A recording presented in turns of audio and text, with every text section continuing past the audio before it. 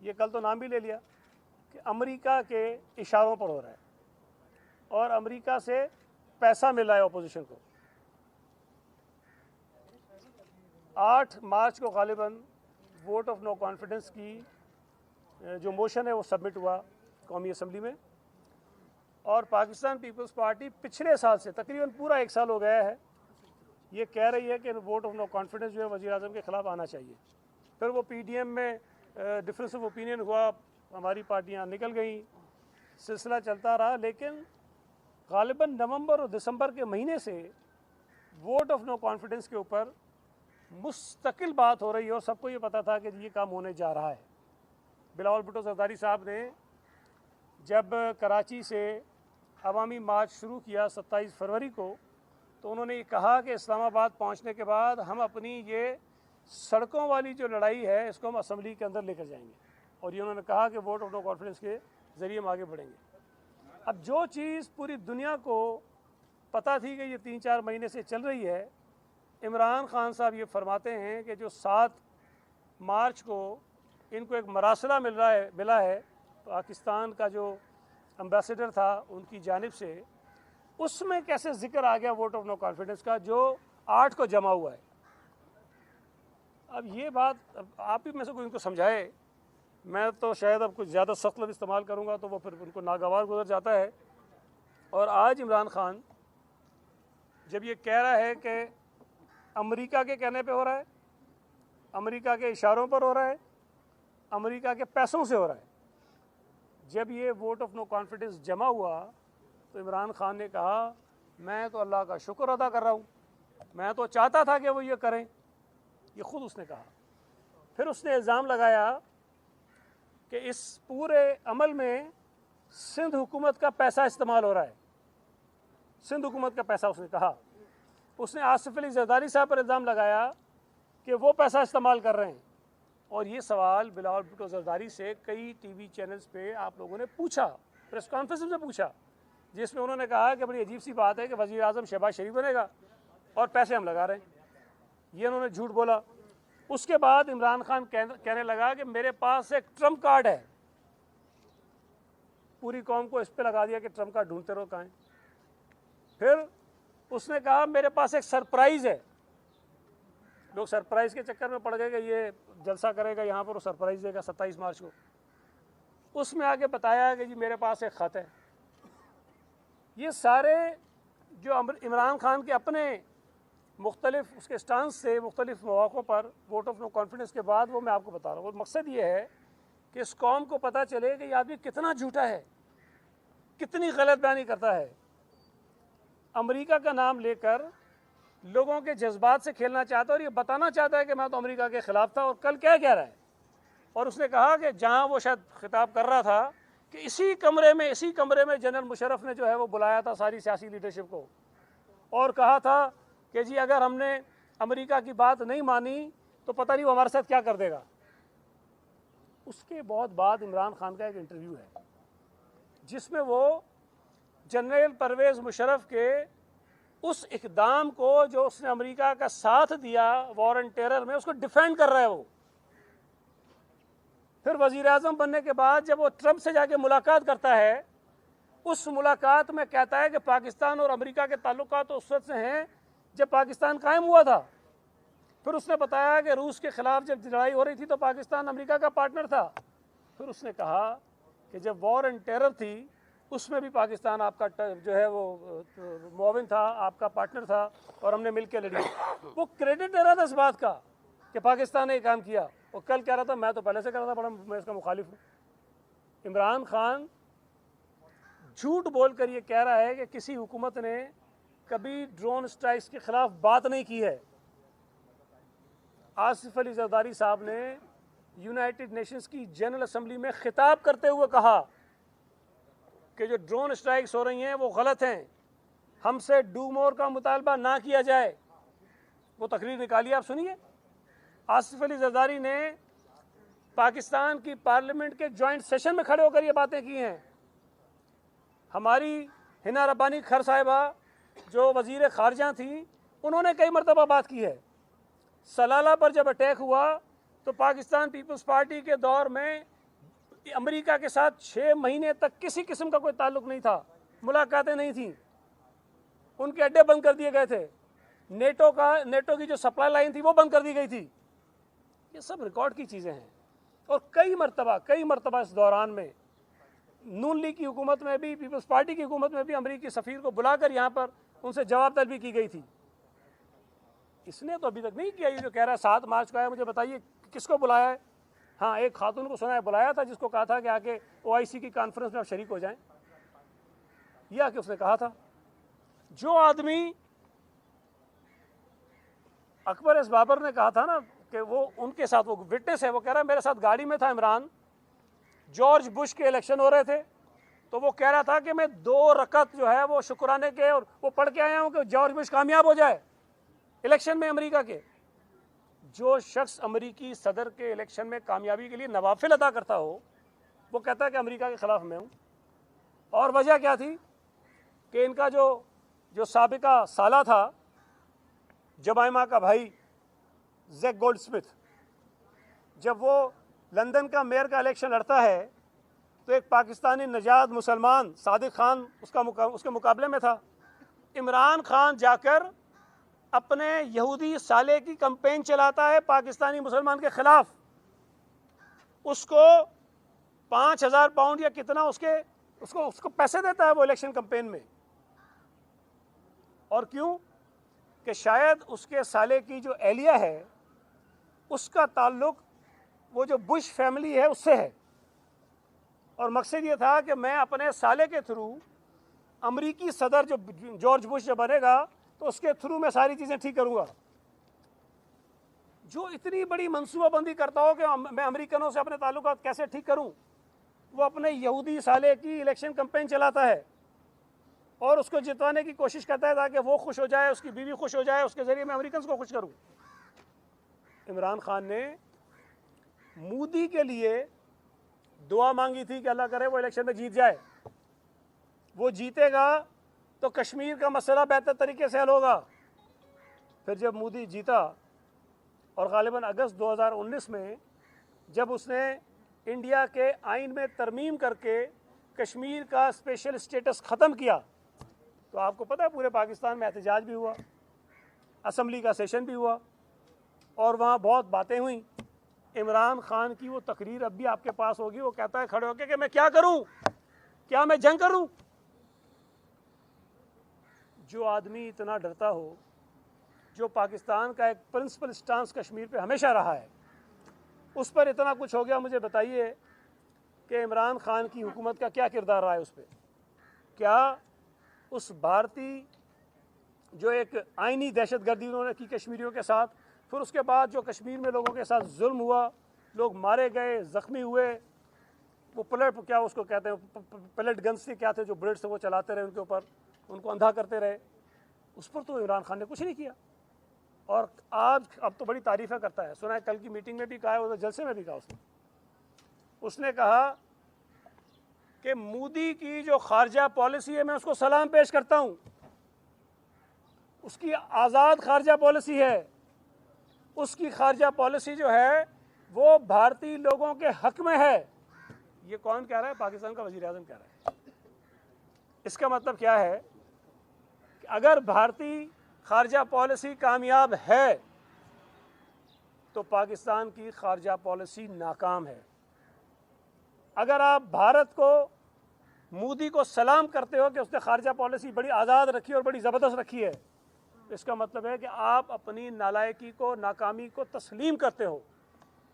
अगर हमारी खारजा पॉलिसी कामयाब होती है तो भारत की नाकाम होती है, अगर भारत की कामयाब है तो हमारी नाकाम है। ये दोनों चीज़ें साथ चलती हैं। वो बड़े फ़ख्र के साथ जो है वो खराज तहसीन पेश कर रहा है मोदी को कि उसकी खारजा पॉलिसी बड़ी ज़बरदस्त है। यहाँ कल की तकरीर के बाद एक और चीज़ अभी चल रही है सोशल मीडिया पे, आप लोग उसकी तस्दीक करवा सकते हैं कि खैबर पख्तूनख्वा का जो चीफ़ मिनिस्टर है उसकी कोई ऑडियो लीक हुई है। मुझे नहीं पता ठीक है कि नहीं, आप चेक कीजिए उसको, वो बड़ी ख़तरनाक है।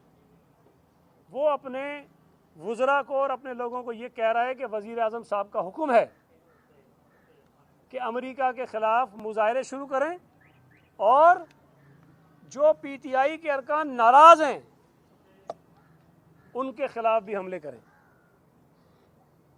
मैं ये बात पहले भी कह चुका हूँ कि इमरान खान घबराहट से निकलकर बौखलाहट पे पहुँचा था, बौखलाहट से फिर वो सटपटाया था, सटपटाने के बाद वो पागलपन पे गया और अब इस वक्त पागलपन की इंतहा पर है। वो शख्स अपनी ज़ात से आगे कुछ नहीं देख रहा, वो अपनी वज़ारत अज़मा को बचाने के लिए इस मुल्क की बुनियादों को हिला रहा है, इस मुल्क के जो बैनुल अक़वामी ताल्लुकात हैं उसको दाव पे लगा रहा है, इस मुल्क के मुआशरे के अंदर अनारकी फैलाना चाहता है, इस मुल्क के अंदर लोगों के दरमियान लड़ाइयाँ करवाना चाहता है।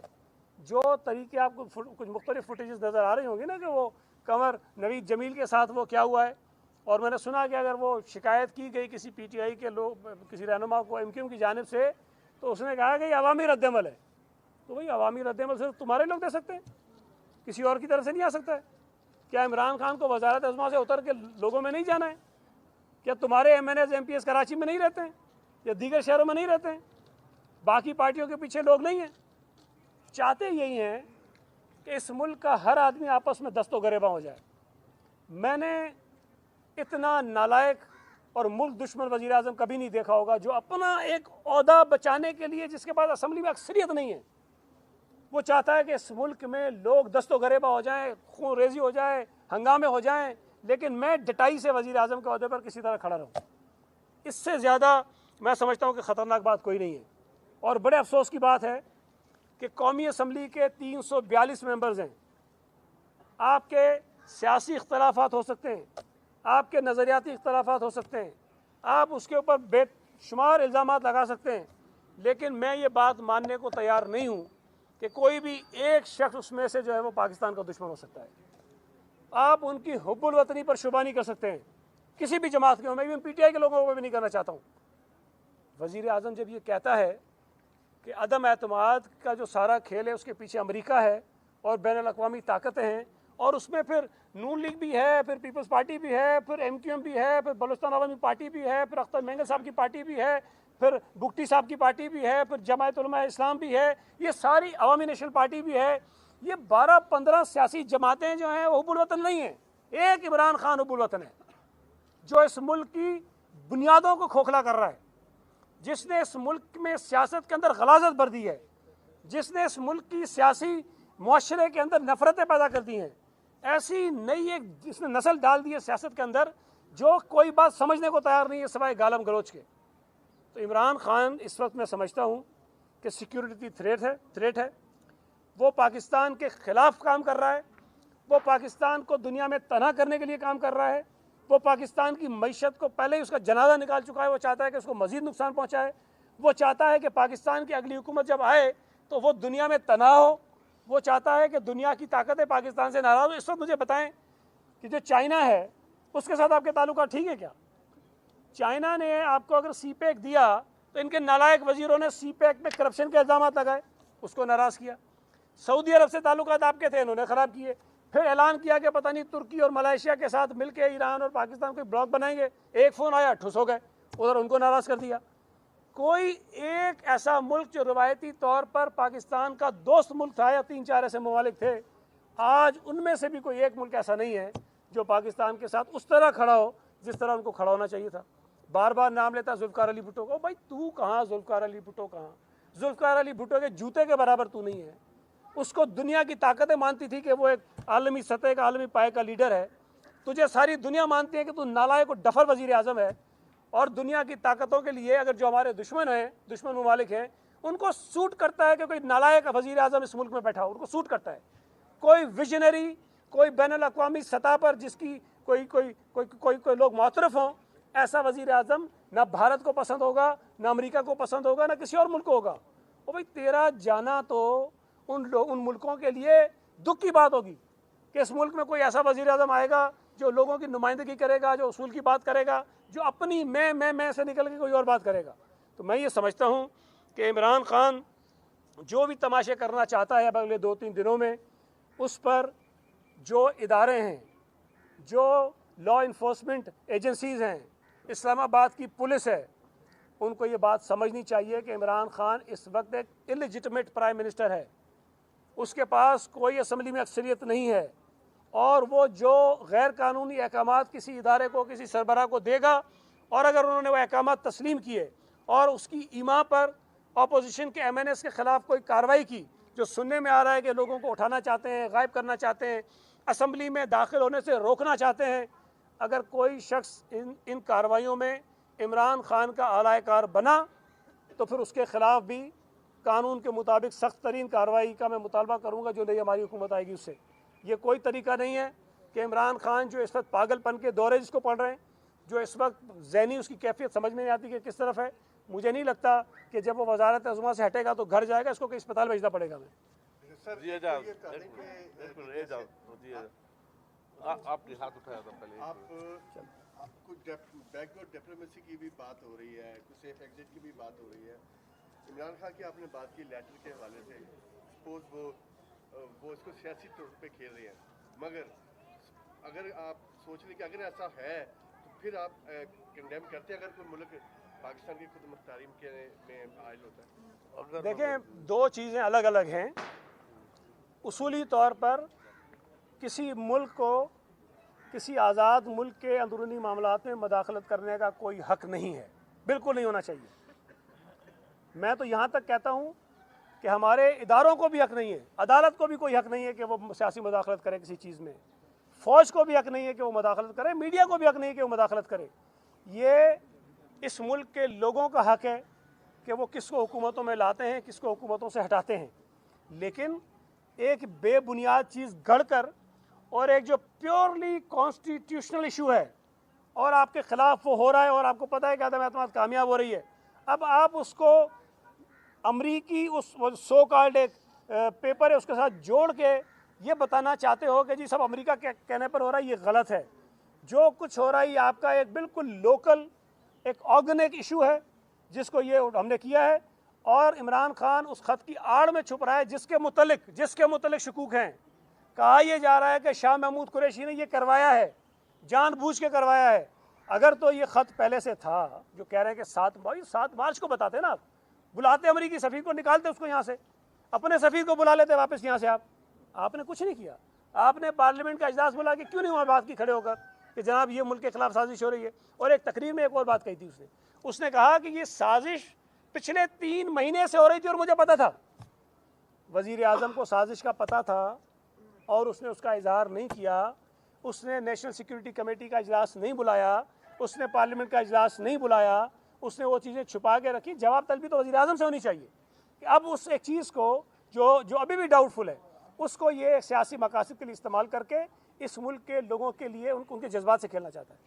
पीपल्स पार्टी हमेशा मुतअद्दिल जमात समझी जाती रही है और मजहब को सियासत पे इस्तेमाल करने की मुखालिफत करती रही है, लेकिन कल भी कुछ गुफ्तगू हुई, आज आपकी गुफ्तगू से भी यही लगा जो आपने यहूदी साले का तस्करा किया कि पीपल्स पार्टी भी अब उसी कार्ड को खेलने की कोशिश कर रही है जो इमरान खान खेलने की कोशिश कर रहा है। देखें, नहीं, ऐसा नहीं है। अगर एक शख्स जिसके मुतल्लिक इलेक्शन कमीशन की रिपोर्ट में ये सबूत मौजूद हों कि उसकी जमात को यहूदियों ने और भारतीयों ने फंडिंग की है,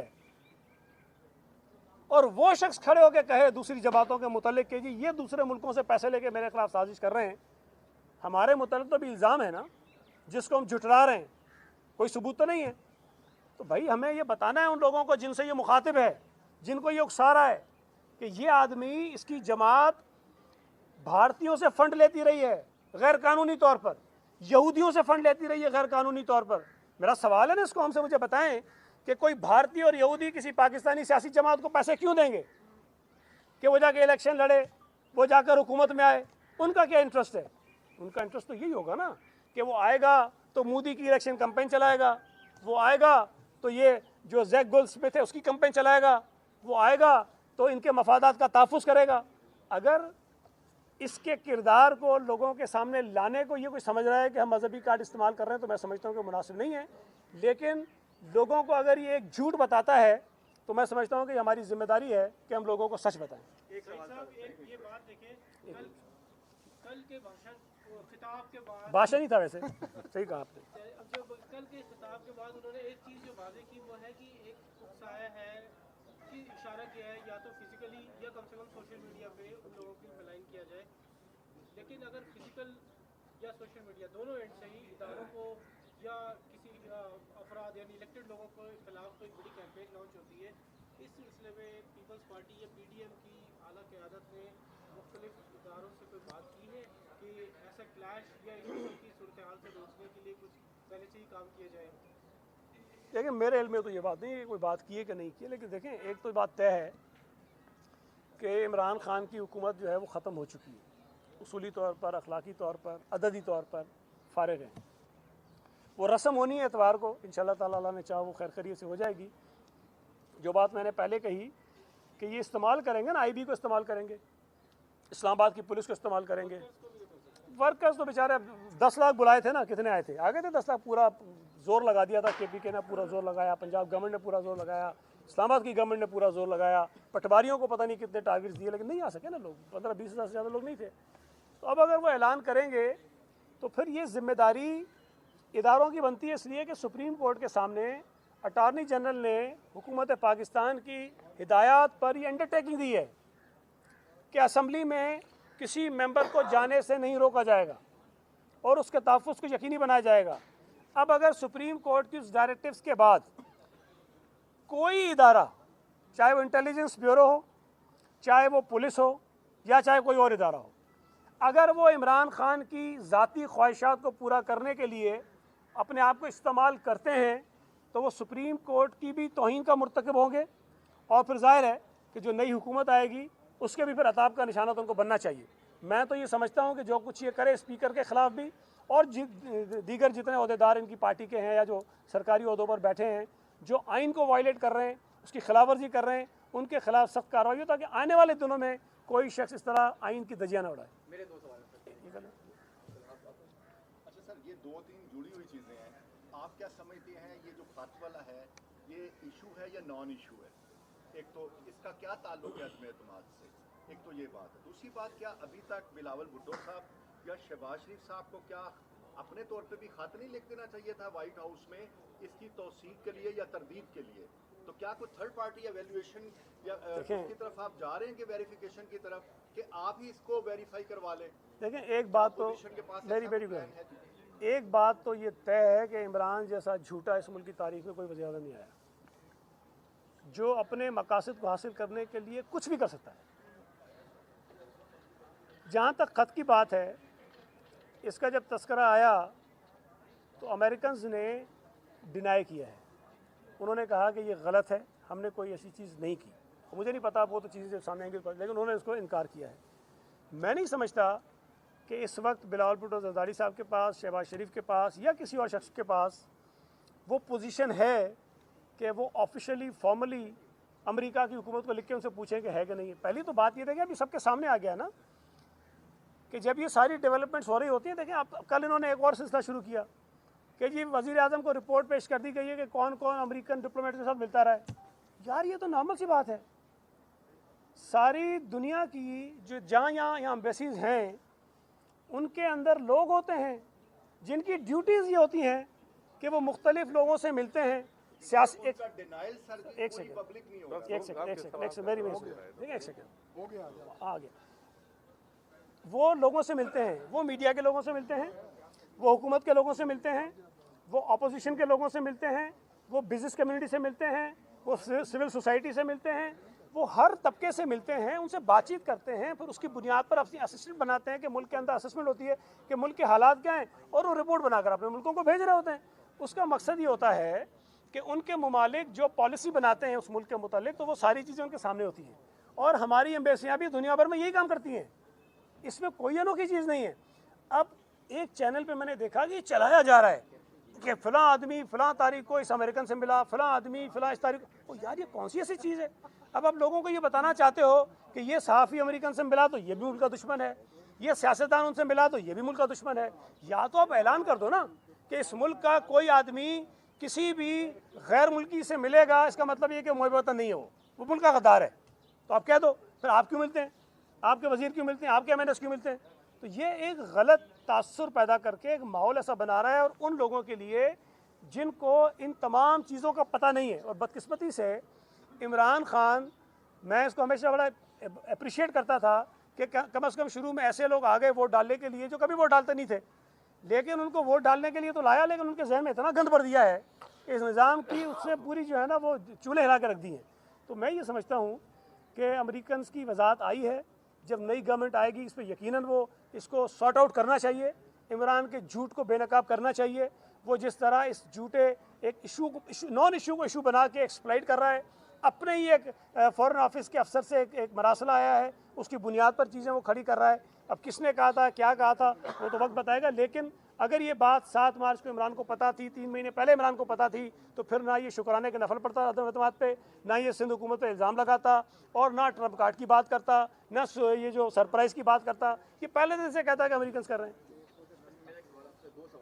पहला सवाल ये है कि क्योंकि अदम एतमाद की आप बात कर रहे हैं, और इससे पहले हमने देखा गुज़श्ता साल बिलावल भुट्टो का दौरा भी रहा अमेरिका का, जिसमें मुराद अली शाह पहले से मौजूद थे, और वहाँ गेम चेंजर रिजीम की बात की जा रही थी जो बाइडेन की तरफ से भी।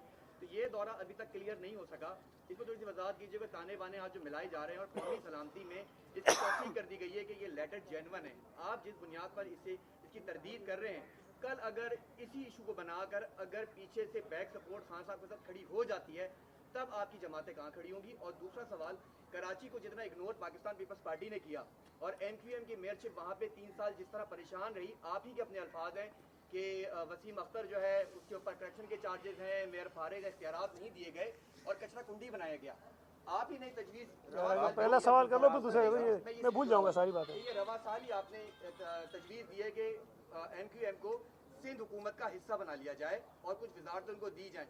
तो क्या कराची के लोग आपसे अभी सवाल नहीं करते, सिंध के लोग, कि कराची को जिस प्लानिंग के साथ तबाह किया गया, आज उन्हीं को लोगों का आप अपने साथ बिठाए जा रहे हैं जिन्हें कल तक बोरी बंद लाशें बनाने का इल्जाम लगाया गया? बहुत ही लंबी बात है, चले कोशिश करता हूँ। नहीं, मैं तसल्ली से दूंगा जवाब। मैं आपसे ज़्यादा जानता हूँ कराची को, मैं तसल्ली से दूंगा। मैं भी नहीं कराने वाला सर जी, मैं सदियों से रहता हूँ, मैं जीता इलेक्शन में। देखें, पहली बात तो ये है कि अगर बिलावल साहब अमेरिका चले गए तो वाहिद आदमी तो नहीं जो गए, और पहले और आखिरी आदमी भी नहीं जो गए। इमरान खान भी गए थे। मैं तो आपको बताया इमरान खान ट्रम्प के सामने बैठ के क्या कहा था, सर सुन लीजिए। आज वो कह रहा है कि वो सुन लीजिए, क्या कितना फ़र्क है ज़मीन और आसमान का। इमरान खान इस वक्त हर चीज़ को इस तरह बनाकर पेश करना चाहता है कि जो चीज़ हो रही है वो अमेरिका के कहने पे हो रही है। कल को कह देगा सईद गनी जो कह रहा है इसके पीछे भी अमेरिका, ऐसे भी वो कहलवा रहा है। इसका मेरे को कोई इलाज नहीं, इसका फैसला लोगों को करने दें आप। और माजी में इमरान खान की चीज़ें और जो उसकी बातें हैं, जो उसकी तकरीरें हैं, वो ख़ुद सबको बता देंगी कि हकीकत क्या है। जो मुराद अली शाह साहब हैं, उनकी बेटी अमेरिका में पढ़ती है, और वो पहली दफ़ा नहीं गए। वो हर 4 से 8 महीने में एक दफ़ा जाते हैं 2-3 दिन के लिए, और वहाँ से होके आ जाते हैं। वो एक इत्तेफाक है कि वो गए हुए थे तो बिलावल साहब भी चले गए। तो मुराद अली शाह साहब कोई किसी मुल्क के वज़ीर ख़ारजा थे, कोई वज़ीर आज़म थे, कोई थे जाके, उनकी वजह से कोई चीज़ हुई होंगी। तो ये खामखा की एक वो साजिशी थ्योरी तो हो सकती है, लेकिन इसका कोई ताल्लुक़ नहीं है। और बिलावल साहब को मुख्तलिफ़ ममालिक में मुख्तलिफ़ थिंक टैंक्स जो होते हैं वो बुलाते हैं, उनको एज ए स्पीकर बुलाते हैं, कीनोट स्पीकर बुलाते हैं, उनको वो पाकिस्तान की एक मुस्तनद आवाज़ समझते हैं, उनका मौक़िफ़ सुनना चाहते हैं। वो एक बड़ी पार्टी के सरबराह हैं। तो मैं नहीं समझता कि उसका इस पूरे इशू से कोई ताल्लुक़ है। और अगर आप किसी जगह जाते हैं, अगर मैं भी कहीं जाऊं, तो वहाँ अगर कुछ लोग मिलना चाहते हैं, कुछ दोस्त हमारी मीटिंग्स करवाते हैं, तो मुलाकातें करने में तो कोई हर्ज नहीं है भाई। इस मुल्क में भी लोग आते हैं, डेलीगेशन आते हैं, हमसे मिलते हैं, तो क्या मतलब है कोई हम उनके पेरोल पे चले जाते हैं? हम कोई मुल्क दुश्मनी करते हैं, उनके साथ बैठ के मुल्क के खिलाफ बातें करते हैं? मेरा खाली तासुर गलत है। दूसरी बात आपने कराची की कही, एक तो जो आप कहते हैं ना जी कराची को तबाह किया गया, तो माफ़ कीजिएगा, पीपल्स पार्टी ने तबाह नहीं किया। जिन्होंने किया वो सारे ताने बाने कहीं और से जुड़ते हैं, उस तफसीली बहस में मैं नहीं जाता हूँ। आज अगर कराची में आप सूरत हाल देखें तो पाकिस्तान पीपल्स पार्टी वहाँ पर मकबूलियत ले रही है। पाकिस्तान पीपल्स पार्टी की सीटों में इजाफा हो रहा है, पीपल्स पार्टी के वोटों में इजाफा हो रहा है, और कराची का पूरे सूबा सिंध में हो रहा है। 2018 का जो इलेक्शन था, पीपल्स पार्टी को जितना वोट पड़ा, पीपल्स पार्टी ने जितनी सीटें ली, वो पाकिस्तान की तारीख़ में कभी नहीं मिली। जुल्फ़िकार अली भुट्टो साहब के वक्त में नहीं मिली, शहीद बीबी के वक्त में नहीं मिली, 2018 में मिली। हमने कुछ तो किया होगा जो लोग हमें वोट करते हैं, जो पसंद करते हैं। और कराची में भी जिस सीट से मैं जीता हूँ, पीपल्स पार्टी कभी नहीं जीती थी ज़िंदगी में, 2 मरतबा जीत चुका हूँ। NA 249 अभी हमने जीता है, Clifton cantonment board Pakistan premier league कभी तारीख में नहीं जीती, इस दफ़ा हम जीत के बैठे हुए हैं। तो कराची में हम काम कर रहे हैं और हमने उसमें कामयाबी हासिल की है। दूसरी बात है इनकी आपने